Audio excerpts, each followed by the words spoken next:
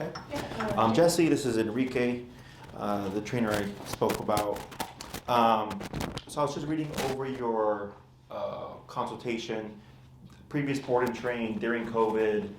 Trainer couldn't really do much in terms of socialization because of COVID. And then you're here for human aggression? Yeah. Okay. Go ahead and fill us in. Okay, so we've had him for a little over 2 years. We think he's about 4-ish, but we don't really know. And so the first time he bit someone was Thanksgiving 2 years ago. That was, we thought it was kind of an isolated incident because he was going after a pie, and one of Mac's brothers kind of got the pie away from him and then kind of like smacked him on the butt to be like, get out of here. And he turned and like bit his forearm, and we were like, well, you hit him, so like he's not an aggressive dog. And then Sexual harassment too, smack him on the butt. it just kept kind of happening. So he was, at that time, we were both working in the office full time, so he was going to daycare twice a week, and we had a dog walker come in. And then he started attacking the dog walker. We got fired from the dog walking company. They would not work with us after he charged at the third dog walker. And like these are all people like we had introduced him to these people. One of them, he had been like walking with him for a while. And then it just kind of got worse and worse with mostly your family. And then when we were up in Michigan, we were living in the same house as one of Mac's brothers, and Fitz just couldn't be in the same room as him. He couldn't even hear his voice. And so like when he air snaps a lot, and then if someone's not responding to the air snap, he goes for like wrists. He hangs off of sleeves a lot, and so like that's that's the main form of aggression that we're talking about. It's aggressive. And so when we sent him to the board and train, which is great. He's trained on the e-collar, but like she couldn't really socialize him because we were on the full lockdown. So he's got the muzzle now. And so for the last year and a half, every time we've been in large groups of people, he's had the muzzle on. But recently I was at like a cookie baking party, and he didn't have the muzzle on because it was all family and like a couple of family friends, and he attacked one of my friends like wrists because she tried to pat him on the head and he didn't like that. Anything else? I mean, I would say just... resource guarding too. I mean, so we can't... That's why the pie thing happened. Well, that was before we knew anything about that. Right. We were 2 months in. But, like, we can't give him bully sticks because he'll just sit on them. We'll guard him like a dragon. And then I can't get anywhere near them. Emma can take them away from him, but I can't. What happens when you try to take them? He'll go for your wrists. So go for your wrist, but for you? I can just take them. No tension. Okay. Same with, he's not allowed in our bedroom anymore because... Try to skirt the bed if she's in the bed. If I'm... Sure, like from you? Gotcha. And then if he doesn't like the someone's vibe, he'll guard the closet where we keep his dog food. Oh, okay, sure. Okay, gotcha. And sorry, I apologize. Forgot to mention, excuse the decorations. We just had a Christmas photo shoot earlier today. So.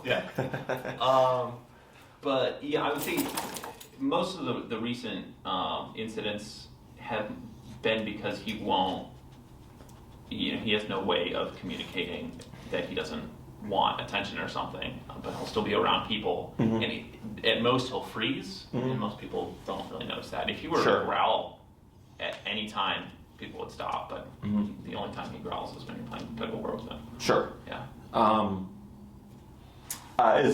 Does he ever, like, sometimes where he'll allow them to pet him, and then other times he's like, nah, not today? He'll be on someone's lap. He'll sit, over Thanksgiving, my sister has a new boyfriend, he was over, and I was like, just don't touch the dog. Like, just give him space, don't touch him, and Fitz went out of his way to sit on his lap. Like, exclusively, like, he'll find that person on the couch, and he'll just sit on their lap, and so he's just sitting there like, what do I even do? And so like we grabbed him, obviously, and we're just like, why are you the worst? But have you ever had some where that happened, and then the person started petting them, and then it became tension? Well, so he'll kind of snuggle up to your side. Yeah, that's what happens with Jack and Grace. So they'll be petting him, and then they'll go to pet him again. He's like a cat. Like he'll just decide like that's enough, and then but those are all air snaps, and so it's just like. No. Is there a window? Like of time before? He's much crankier at night. Okay. And then it also seems like if he's been like overstimulated that day, so like around the holidays, it's definitely not great for him. Sure. And I'm sorry, you've had him for how long? 2 years? 2 years. 2 years. So you got him when he was 2, so now he's 4. Mhm. Okay. And then we're in 21. And then the board and train was at what time in 2020? April. April. So like mid. Okay. So like 6 months after you got him. Mhm. About. Okay. And was that in response to the behavioral stuff? Yes. Yeah. I gotcha. And what model of e-collar is he on? I brought it with me. It's the So the mini lower- educator. Yeah. Yeah. Gotcha. Okay. And how much does he weigh? 26 pounds. Okay. Do you have an idea? Just like the territorial bully guy, but with like COVID and everything, they didn't have enough time to like actually like do like people stuff. It sounds like. Yeah, but I don't think it'd really matter. Yeah. Do you know what the other thing might be? Behavioral? E-collar. Not the e-collar, but just for why he's triggering. You're correct, he's bully, but why? He's just never been addressed. That, and I'm also picking up nervous energy. Oh, okay. Yeah, I think there might be some nervousness there. Mhm. Whenever we get something, from my experience, when I get a dog that, like, he'll put himself there, right? Like, and then the begin petting, all of a sudden it's like, don't pet me, right? So that's what we're talking about, the bully stuff, Oh, yeah. right? And from my experience, it typically comes from a nervous dog, because bullies aren't confident people Right. Right. in our world, Yeah. right? Bullies bully the weaker, and then if that weaker person were to stand up for themselves and put that bully in their place and like beat them up or whatever, all of a sudden that psychology shifts, at least with that person, right? So the bully's like, okay, well, you're not as weak as I thought you were, so I'm not going to target you anymore. I'm going to target somebody else, right? So here, when he goes and positions himself on someone, he's doing that all in his own choice, right? So he's like, all right, I'm gonna put myself here, and that's also like an ownership type thing, right? So like my pit Lexi, she'll come up and she'll like put her body weight on me, right? And I don't care because I know I can correct it if it became a problem, whatever. But at times when I don't want it, just push her away, right? And then I'll just tell her like, get out of here, because that's a sense of claiming for the dog. Yeah. So like for some of my clients, like let's say they have their dog and another dog approaches, their dog will put themselves right between the owner and the other dog, and they're saying this is my person. Right. Okay. So here, if he jumps up and like snuggles up next to him and or sits on their lap, he's like, this is mine, right? So then if something is yours, you determine the rules, Okay. right? So if you guys have a vehicle, you determine who drives that vehicle. That's yours, right? So same thing for the dog. If he's like, this is my person, and I determine if you can touch me or not, that is now bully. Okay. But I think underlying there may potentially be a nervous type of thing going on. Okay. Because the dog's a bully in response to something. So the Thanksgiving pie thing, that's resource guarding, right? Right. So that one's the easiest one to kind of address because it's all contextual. We bully sticks. If he's on the bed and she's on the bed and you're coming in, right? It's all contextual. Like you can see it ahead of time, which makes resource guarding actually easier, in my opinion. Okay. The harder part is the contact, him bullying people, mainly because of people. Okay, because they see a guy like this and like he looks like Ziggy, right? Yeah, he's like the third dog that I've seen that like looks exactly like this. Yeah. And like they're cute, right? So like someone says, People oh my try to god. touch him all the time, even when he's wearing the muzzle, especially when he has the muzzle on. Actually. Yeah, it's probably because since they know like okay this dog has issues, but I'm safe, so to speak, right? They're more inclined. But yeah, so which makes it harder because then and then there's some people that just don't listen. Yeah. Right? They're like, oh no, I'm great with dogs. It's okay, and dogs they love just them. yes, exactly, and then they get it. So, so you're on the right track in the fact that you went the e-collar route. Okay, so that's great. Socialization isn't really the issue here. Okay. Okay, it's. Have you ever used your e-collar to correct his behavior? Oh, we tried it. Happened so fast. So I think we're probably just not catching it. Right. Right, and it's not super consistent, so it's hard to sort of set up the scenario where we're ready. Sure. Yeah. Also, I think he's smart enough. Like when we were trying to work on like drop it and things like that to get him to give you some of the bully sticks. Even if he had the e-collar on, and like when we're training him, he's perfect. If we're not training, he kind of realizes that. Even if we always have traits on us, he knows if we're doing like a dedicated 15-minute training session. Yes. And he knows when we're not really prepared for that. Yes. Yes. That's why we have to transfer. As soon as we teach the skill, I tell people apply it to life. Okay, because now it has to be something that the dog does randomly and organically. Right. Okay, and I just with a client yesterday, I said like we do these 15-minute training sessions repeatedly, hoping that one day they'll transfer into the real world. Whereas I teach the skill, or we teach the skill, and then we immediately have the owner apply it to life. Okay, and that's how we get that reliable control, despite your training sessions versus your actual life. Like, hey, drop what you have in your mouth. Right. Now, resource guarding or with the drop it release command does take time to get to a level where even without the collar, the dog will respond. And there's a number of variables that fall into play as well. Okay. So when it comes to the behavioral stuff, I want to see. You have a sleeve. Out of here. Do you have yours? I do. Would you grab yours, please? We're going to test his touch sensitivity. Okay, so we have a bite sleeve. Allows us to make contact with the dog, and he can give his full spiel, and we can gauge just the intensity.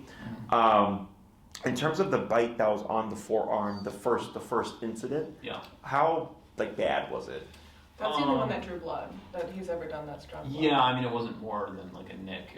He definitely didn't clamp down. Okay. He did. He's break never, like he's never had a raise or- puncture wound or anything like that. And Okay. I honestly, I feel like he's going for your sleeve. He wants you to stop. It doesn't seem like he wants to attack, but I don't really know the difference. Sure. So dogs don't do things for the sake of doing things, Okay. in my opinion. Like a human, could just decide just do it Right. for the sake of doing it, right? Dogs don't. Dogs are. It's like there's prerequisites, and when those prerequisites are met, the dog triggers. So dogs don't do anything in forethought. Okay, they're within the moment. So he's not sitting there like, who am I going to bully today?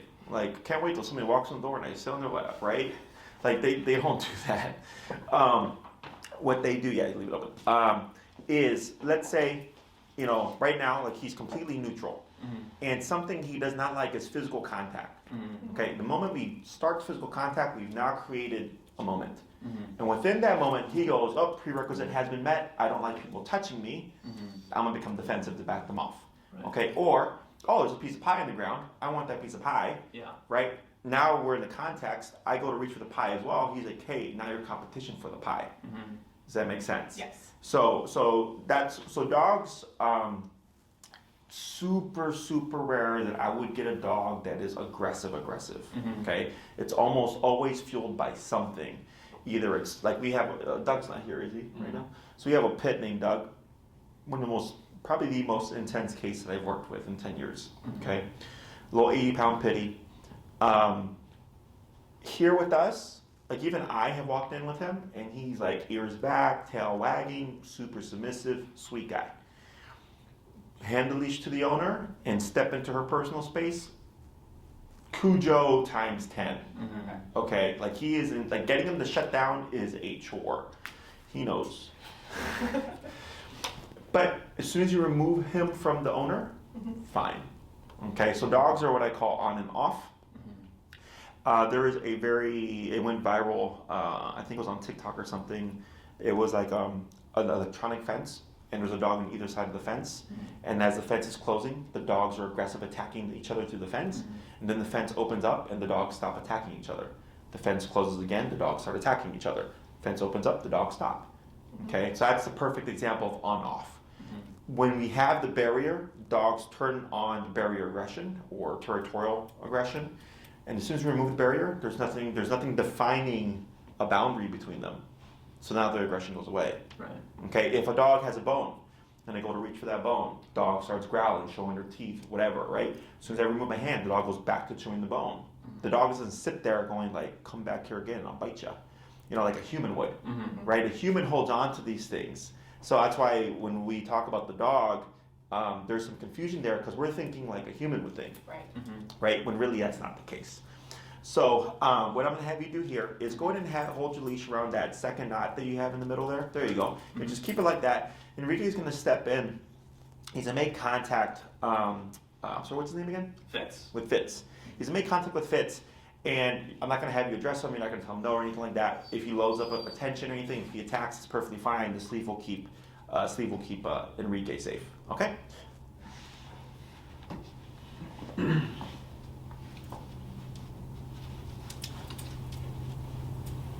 Try going over the head.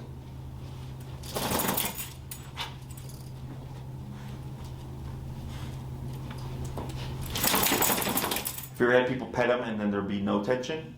Yeah. Yeah. Okay. Yeah, that's part of the problem is that like if he were consistent, he would just be in the muzzle whenever we left the apartment 100% of the time. Sure, you can back off though.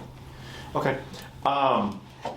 If like, let's say you're in a room and everybody's kind of hanging out, things are settled, and somebody would like suddenly get up and clap or like leave the room and come back, does he bark or anything? I mean, it kind of depends. So for the last year and a half, he's just, if we have anyone who is not like an immediate family member in the house with us, he's got the muzzle on, and he's a very different dog with the muzzle on. He doesn't bark as much. He doesn't really complain. He just goes up to everyone and rubs it against their ankles, being like, I don't need this. They're so mean to me. So that's kind of his vibe. I've never really seen him react to sudden movements. He's generally more concerned with what's going on outside. If he's napping and something happens right above his head, that's one. Like we've had some snaps from that. Okay. Like really, when he's tired is when It's it crouching. happens. Yeah. Have you ever had guests come over and have e-collar on? Yeah. And how does that work? I mean, fine. He behaves pretty well. But he's also got the muzzle on too. Okay, So, so it's e-collar and muzzle. Yeah. Sure. Is it a mesh or basket style? It's the basket one. Okay, like Baskerville? Yeah. Excellent, cool. Got like a little yarn on it for comfort. So you've not done e-collar, no muzzle? Yeah, we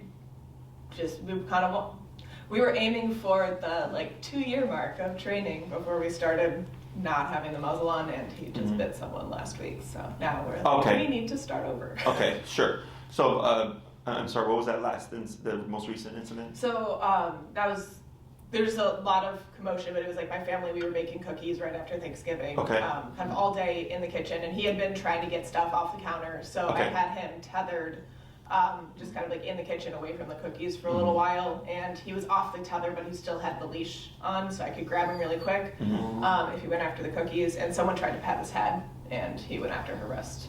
Where was he resting? I think he was just walking around at that point. Okay, gotcha. Okay, so anything else that I should know about Fitz? I mean, he was a stray for a while.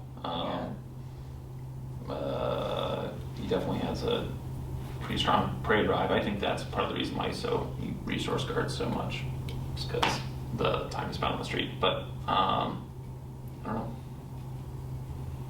If like a squirrel goes by or something like that, I could have like raw meat in my hand and he would not care. Same with a city bus. He hates buses. Yeah. Will you become reactive?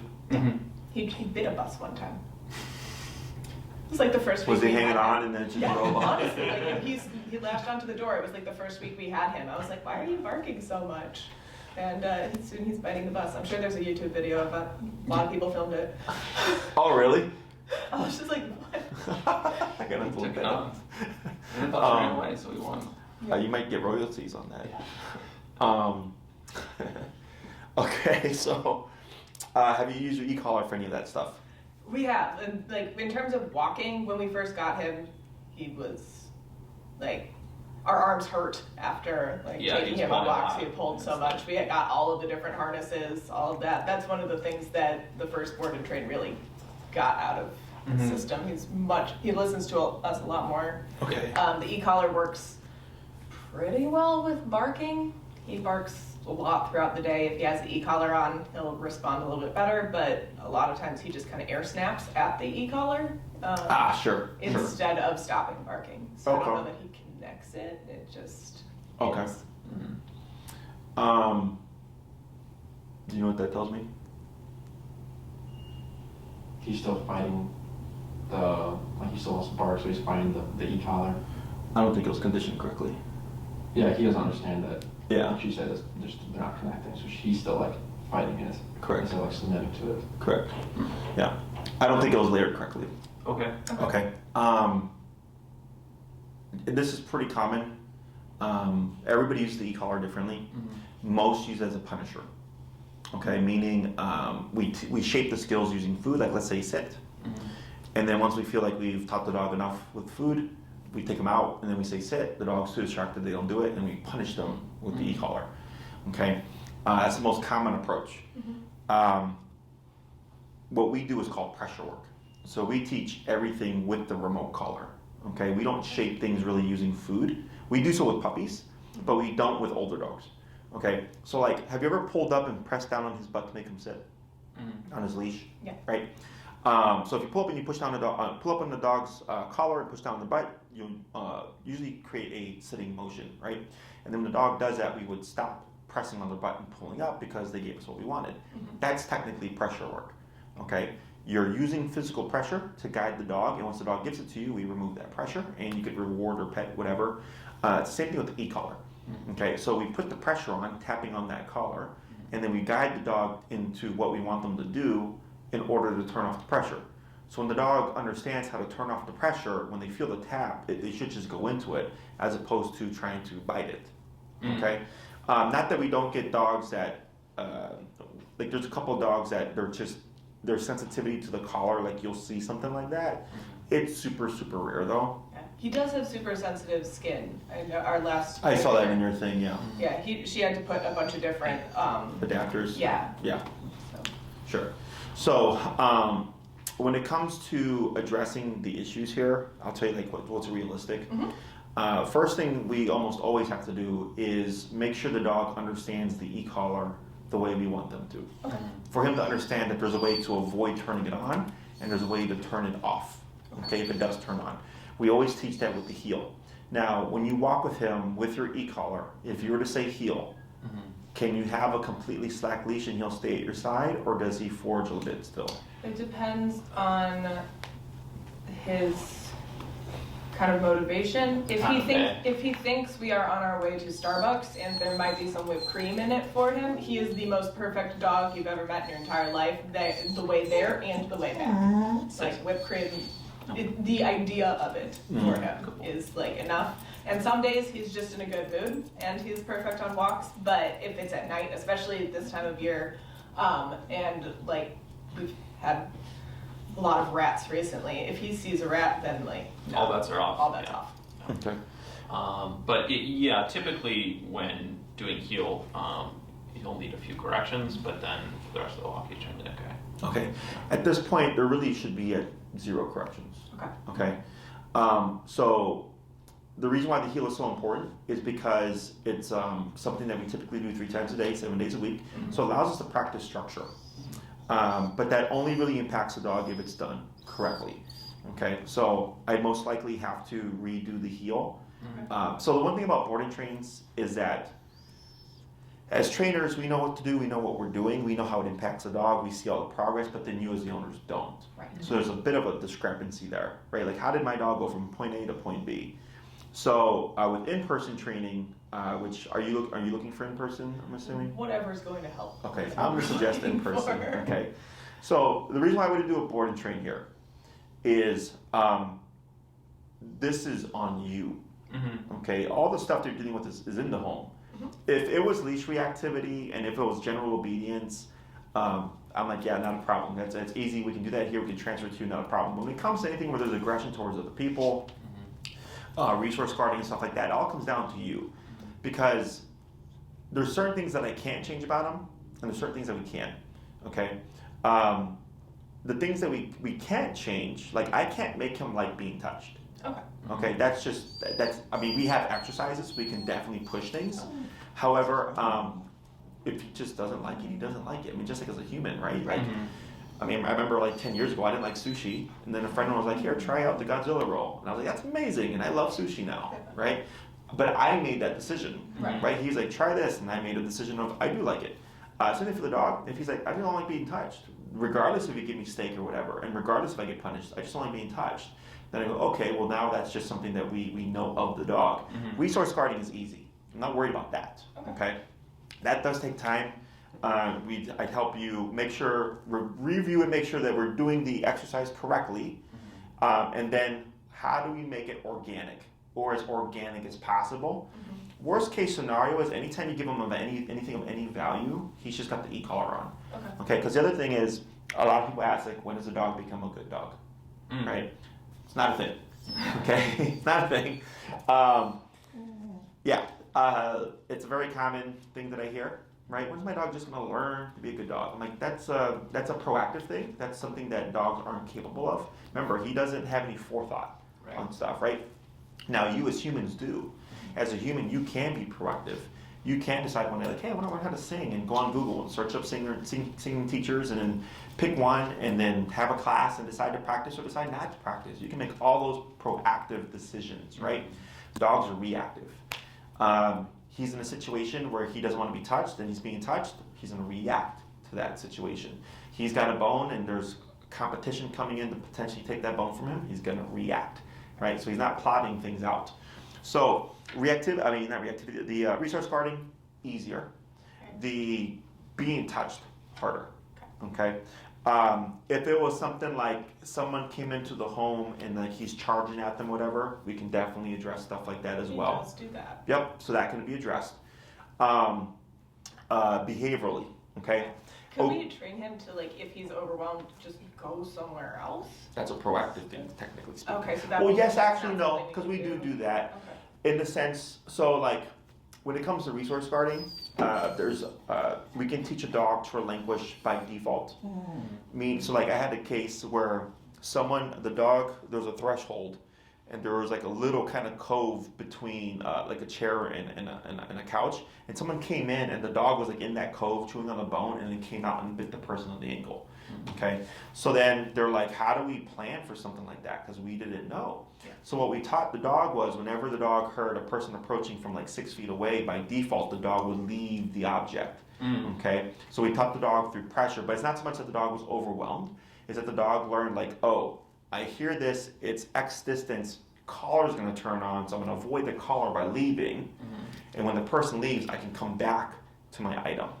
Okay, so that's technically, it is something that we can teach, but it's more so coming from a different place as opposed to like he's overwhelmed. But you're essentially teaching avoidance behavior, okay? Which, whenever we deal with any kind of aggression or aggressive response, we always want to see avoidance first, okay? Because we have 4 responses of things. We have fight, flight, avoidance, submission. Obviously, he's a fight response kind of guy. So the 2 primaries are fight or flight. So once we remove the fight response, that leaves flight, avoidance, submission. Well, we don't want flight response because we don't want him to run away from the situation, right? We just want him to avoid the situation. So then that's where avoidance kicks into play. So if he's got his bully stick and someone's just walking by and he's like, well, I'm going to avoid the collar turning on, so I'm going to just kind of step away from the bone. But as soon as that person is gone, I could technically step back and enjoy the bone again. He's just been avoiding a certain context of which he's going to be in the presence of the bone while somebody else is in the presence of the bone, okay? Anything else that you're wanting to teach him? No, maybe, like, I guess while we're talking about avoidance, it'd be nice if, like, he does sometimes remove himself, like he'll go into another room. He can go lay down if there's like things going on, especially if like we're up late with friends. He'll go into like the basement and like curl up in a ball and be like, "Can we go to bed?" And I would like it if he did that more, like if that was like his first reaction, because when he's on the couch with us and he's crabby, it's like someone goes to pet him and he starts snapping. Sure. So that would most likely be you commanding him to do that. Okay. So like as a human, if you see a potential, like let's say you're gonna have 5 friends come over, and you're like, yeah, this is typically overwhelming for him. You'd have a couple of options, right? One, I would go, okay, if I want to press his sociability, We have a controlled context for that. 2, you could send him to something that he may have learned place with his previous trainer, right? Which is go to this object and don't move until I release you, regardless of how you feel, which may sound bad, but I mean, at certain points, there's not going to be out for him. Like he's going to have to just learn to deal with the situation, you know? Then there's also go downstairs and don't come up, right? So, but you're proactively cueing these things to him as opposed to putting it on him to decide like, hey, when you feel like it's too much for you, leave the situation. Right. It's more so if the situation is, that context is met, and those prerequisites, that he's trained to actually go, but there's still technically some kind of training involved. Okay? I think a lot of the big thing we're here for is that we know that we don't have a perfect dog, but I feel like we're not doing this right. If we've it's been a year and a half since we've been we need to get this dog set up properly, and we're still putting him in situations where he's biting people, and that's on us. So. Sure. Yeah, I mean, and I get it if you have the tools or know how to do so, right? Because then it's I have a case right now who's making really great progress, and she was both human and dog reactive. So she's been able to have friends come over. She's been able to take her dog over to friends' houses. We actually just did a dog-to-dog socialization with her. Everything's progressing very nicely, okay? Because the dog was a nervous dog. So once we settled those nerves, it allowed the dog to kind of come out. To the point where the dog is growing to like me, which the first 2 classes the dog did not like me, okay? So, but that's because she had the correct psychology behind the tool, okay? Because it's not, your issue is not obedience. Okay, and I know I mentioned the heel earlier, but I mentioned the heel because he needs to know how the e-collar works correctly in my book. Okay, so how we approach this and length of time and all that stuff just comes down to your end goal with Fitz. Okay, so from what I can see here, we definitely have to review the heel. That's typically 2 classes. Okay, if the trainer did a similar methodology and or a good job, heel may be done within the class. Okay. But you should get to a point where you have that collar, but you're not having to use it. Okay. It's more so just in case something happens. Some stranger decides, hey, look at that cute dog, let me pet him. You still have a means of stopping things should they occur. Okay. But really at this point, because even within weeks of the training, it should be the collar is being used much less. Okay, to the point where it's we haven't touched this in a couple of months. Okay, so review the heel, and then that's 2 classes. Class 3, Did you ever go over any kind of socialization exercise? No, right? Because of the whole COVID thing. Well, so we had 2 dog trainers pre-COVID, and they were all it was all positive reinforcement. Sure.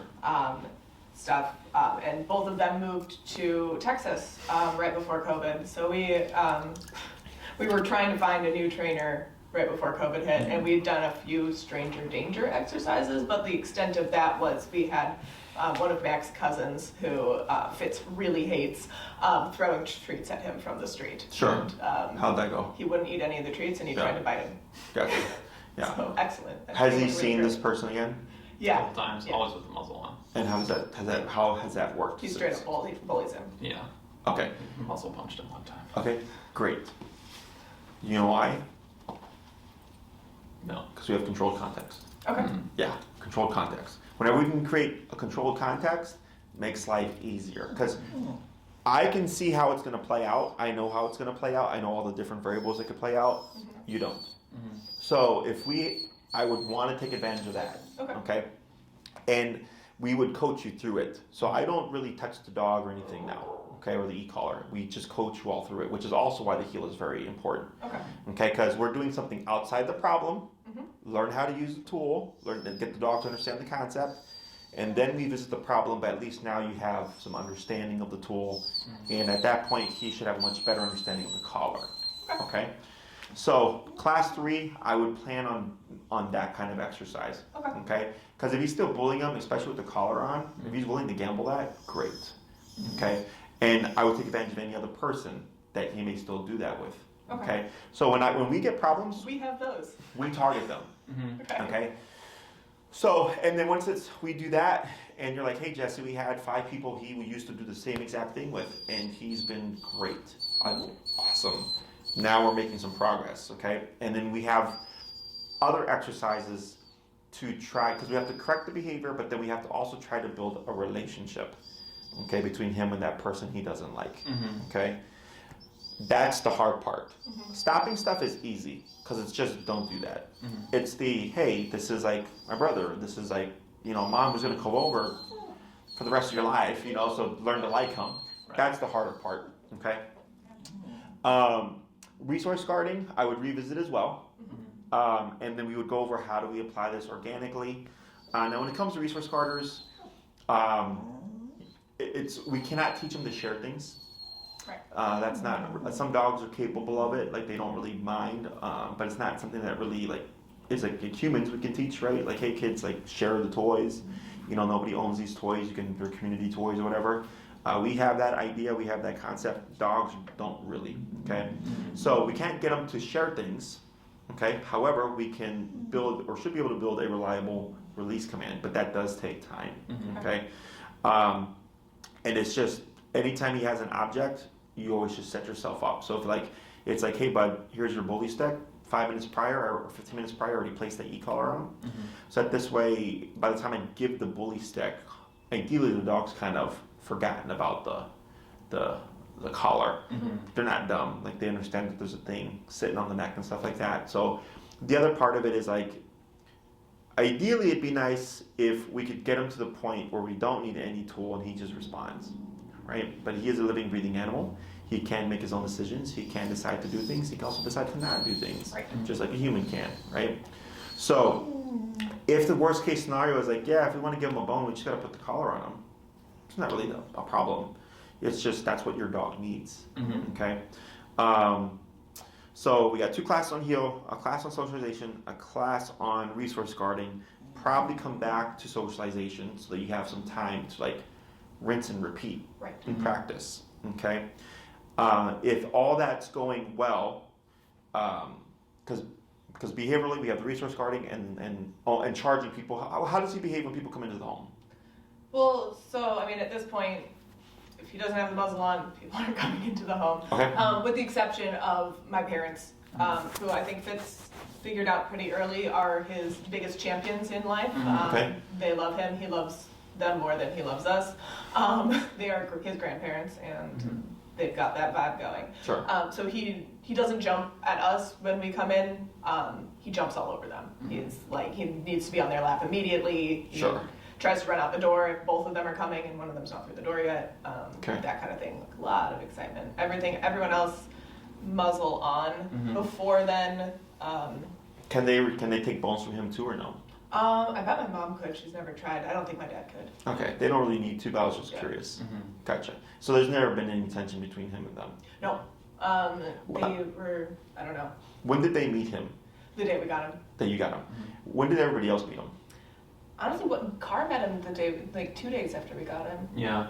But everyone else, Yeah, he was fine with him then. we gave him a couple weeks to decompress. So everyone kind of trickled in, like probably a month after is when everyone started meeting him. Okay. Because it usually takes dogs 2 weeks to a month to settle in. So if there's going to be any behavioral things, it usually happens after that point. Typically, anybody or any dog that was met within that 2 to 4 week time frame before there's the switch is okay. It's pretty common where owners will say like, yeah, well, anybody that met him the first 3 weeks we had the dog was that he loves. Anybody after that, dog hates. Yeah, it's pretty common because they have to find their place within the home and the hierarchy and all that stuff. It's kind of like, did you guys ever like when you were younger be in school and then like your family moved and you went to like a new school or even like grammar school to high school, whatever? Like it's just that initial awkwardness, and then like you find your kind of friends and your clique and everything, and all of a sudden like it's just another day in life. Same thing for dogs. Okay, he's like the new kid in school, doesn't know where he really kind of falls in line. And all of a sudden, once he starts to understand and kind of see, like, okay, like, I can bully you, and I'm dominant over you, and I can tell you what to do, all of a sudden the dog starts to come out, okay? So it's pretty common. So in regards to, like, obedience type stuff, is there anything you feel like he needs to be improved on, or do you feel like you're happy with what you got from your previous board and train? I mean, in terms of obedience, it's good. And he's not as, the place command is he decides whether or not he wants to do that. Okay. And then barking, he just like, Okay. if he wants to do it, it's like the same thing. Like that's the only command that the e-collar he fights. Okay. So yeah, so the barking I'm not too worried about. Okay. I would definitely probably review place command as well, because he should be able to go and not move for 2 hours, 3 hours, whatever the length of time is that you decide. Okay, regardless of how he feels. Yeah. It's fine that he's like, I don't want to do this, but he has to, because that's part of the I don't want to say rehabilitation, but that's part of the process. Right, because if he decides if he can stay on place or not, well then he can decide if he can bite someone or not. Right, that's how it leads to little things lead to bigger things. Plus, it allows you where we may have to press like, hey, we're gonna have people come over and you're gonna go there and you're not gonna move and you're not gonna have an out. You just have to deal with it. And you might see him shaking or whatever and panting and salivating because he's under stress. It's fine, it's normal. He has to deal with that. And then eventually the dog gets over it. They're like, okay, like this isn't so bad. They're not here to harm me, and I got my own little space. And then they chill out. Okay. How's his recall? Not good. No, not good. Okay. Yeah. Would you like to be able to take him places where he could be like off leash and run around? Yeah, I mean, I think That'd be great, but that's certainly. Yeah, we haven't worked as much with recall, just because he used to run away a lot. Yeah. He has since stopped running away so much, but. So we haven't really trusted him to be outside, in an unfenced area. Yeah. I mean, because your tool allows you that. Right. It just has to be taught correctly. Right. So recall allows you to do so much with your dog. Yeah. It gives you a lot more freedom. So I would probably put you within a 6 to 9 class range. Okay. 6 would be like the bare bones, where I'm really just kind of targeting the behavioral stuff. 2 on heel, 1 on socialization with the person he hates, resource guarding. Probably come back to socialization at some point, and then stationary control would be place command. So that's kind of like the 6 classes there. Okay. That's like the bare bones, where I'm like, I feel like that's gonna be the most impactful to you in your life with your dog. The 9-week gives us those extra classes to work on recall, but then also we can even push behavior things if you wanted. Like if you feel like you're making progress but you've hit a plateau, we can use we have more classes to work on stuff. If everything is going great, we just teach more control. Okay, the behavioral stuff is always the variable, because I have an idea of how it may play out from experience and from what I know of your dog, but there's always other things that come into play. Okay, obedience is easy because it's just do this, right? Walk at my side, go to that bed and don't move, get your butt over here. That's all easy. It's the behavioral stuff that always is more complicated. Okay, so 6 is bare minimum, and then 9 I think is a nice kind of length of time, and plus when it comes to behavioral stuff, it's all about time. Okay. Ideally, things are class by class. It doesn't always work that way. So because I'm prioritizing behavior, there might be a point where I might have you space out your classes. Okay, because then you need time. Like you may intend to have 5 guests come over 5 different times throughout the week, but you only get it once. Right. So that's not a lot of information to go by in terms of how is he doing behaviorally. Okay. So like at the client that I was mentioning earlier with the nervous dog, she just had her 9th or 8th class like a week or so ago, and now I told her, on an as-need basis, you come back to have, because she's doing 12 with me. So I told her, maybe be at least a month before I see you again, because you need a lot of, or as much repetition as you can get. So, okay. The other thing I was thinking about is the e-collar, because it's I forgot about that. So, a potential for his response to the e-collar as well could be the e-collar itself. Okay. So that model it's a good brand. It is the correct model for your dog. It's meant for a 35-pound dog and under. I've had clients, I had a gentleman who had a 90-pound pit bull, dog reactive, on that collar. And I walked in there, and it was like this huge dog, this tiny little box. And I was like, well, there's part of your problem. Like, that's meant for a 35-pound dog. And I was like, you need a collar meant for a 90-pound dog, right? So, but earlier in my career, I was using that brand of collar because they're cheap, and as a retailer, they don't make you buy thousands of product. I could literally order one and have it overnighted to my client. Yeah, it's great customer service. The issue that I found is when I dealt with any of my aggression cases, I had 3 or 4 in particular at the time, the collar was making them worse. Okay, so I switched to another brand called Doctra, which is the brand that we use to this day. And once I switched those dogs to Doctra, we were making more progress. Okay, my theory is because the stem, the way it's delivered is different. This particular model or brand, it's sharper, whereas the model that we use is duller. Okay. Okay, so because it's the correct collar for your dog, technically speaking, I don't have any issues starting with it. Okay. If you'd rather just upgrade to the Doctra, you can. The only issue here would be, let's say you do 6 classes and you keep your mini educator. And by class 3, we do all that stuff and we're still not getting progress. At that point, I'm going to tell you, put on the Doctra collar.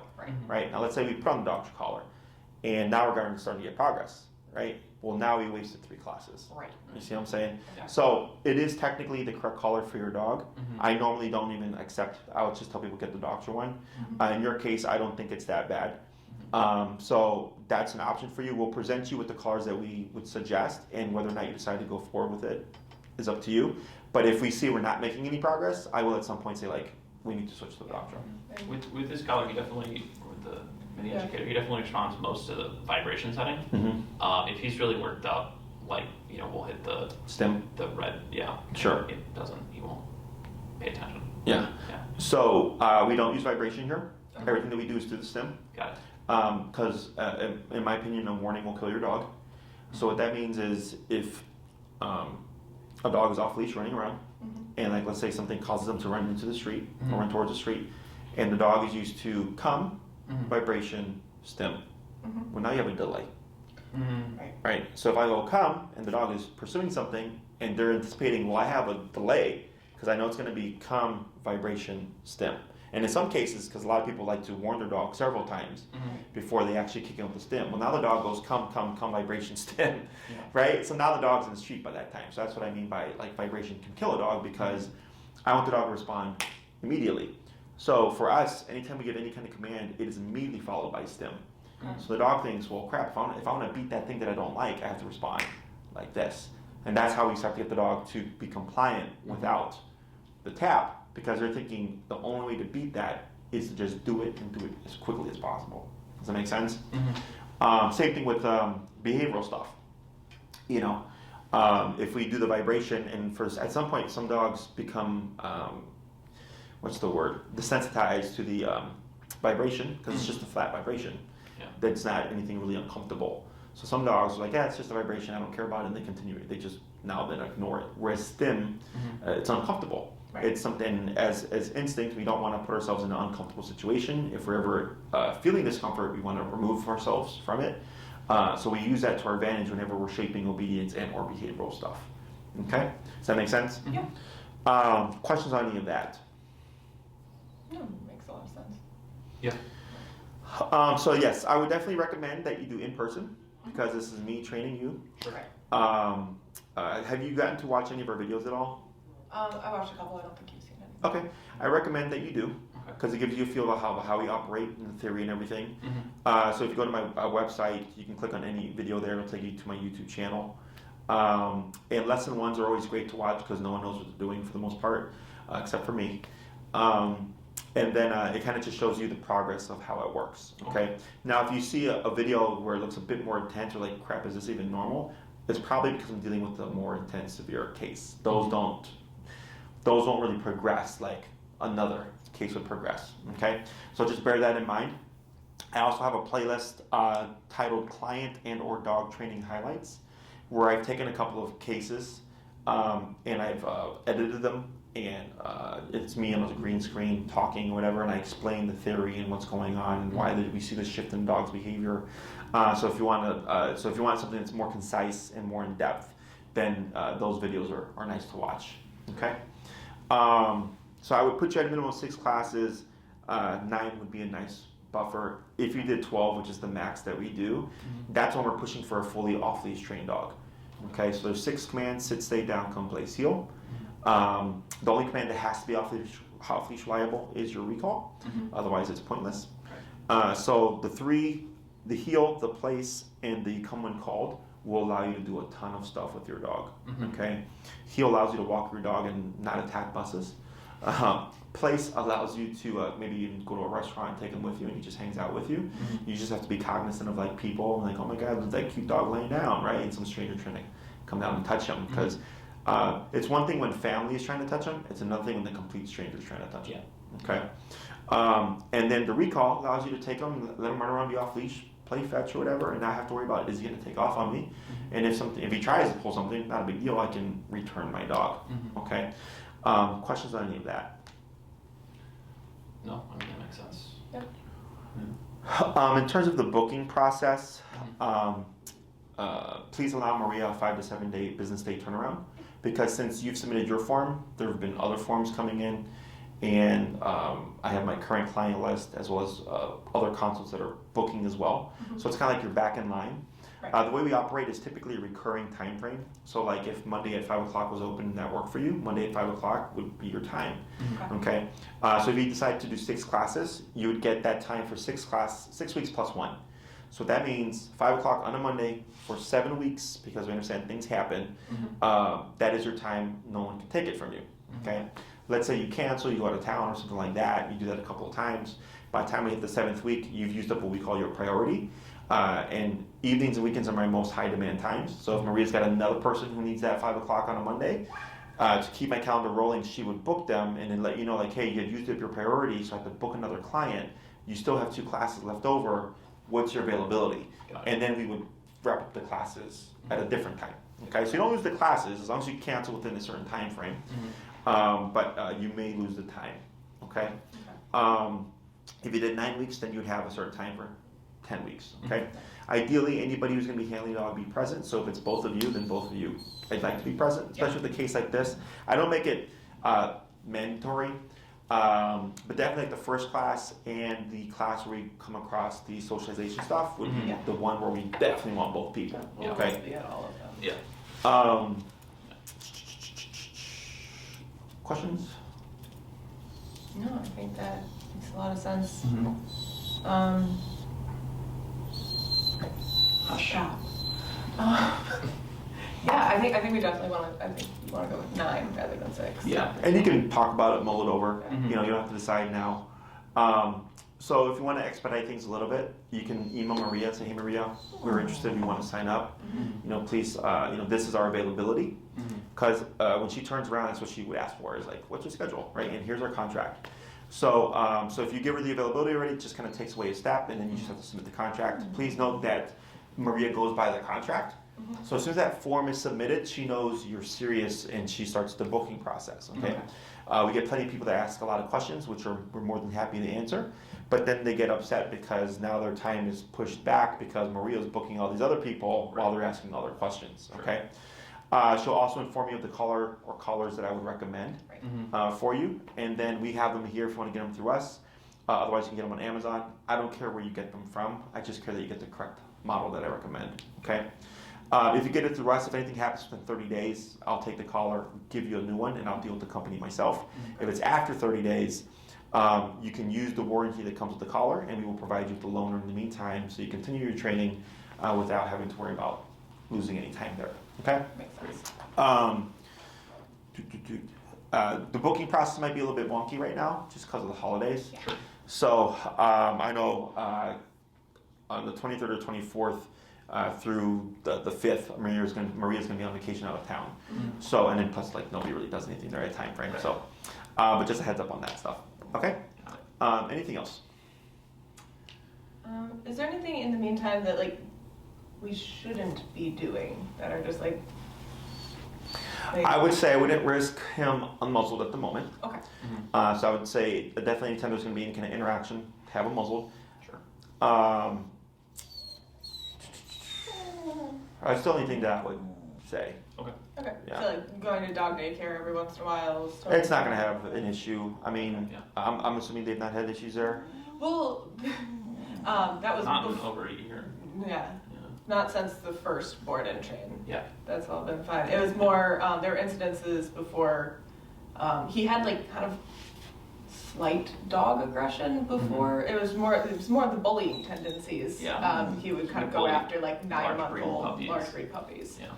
Oh, sure. I mean, that could just be a dog being a dog, though. Yeah. Because they correct their puppies to set boundaries, and and most daycares it's just kind of like a free for all. Yeah, Yeah. and so he caught a couple daycare attendants' hands when they were trying to separate him from Yeah, with the dog. that makes sense because that's more like that sounds like a redirect. Yeah, Yeah. I feel like that's the only bad thing that's happened. And since daycare's been crazy post-pandemic, so he's in the small dog room anyway, and he just naps all day. We just send him there if we have, like, we got a new water heater installed, and Sure, not to deal with the. yeah, Yeah, like, I got we you. wanna deal Yeah, with I don't see any problem it. Okay. with it unless there is like issues there or something like that. And I would say it's not helping because now you're gonna get inconsistencies. So other than that, should be fine. Okay. Okay. Anything else? Okay. Well, it was a pleasure. If you have any other questions, feel free to ask Maria, and she'll get back to you as soon as possible. And otherwise, if I don't see you before the holiday, hope you have a good holiday and Happy New Year. Okay. Me too. Mhm.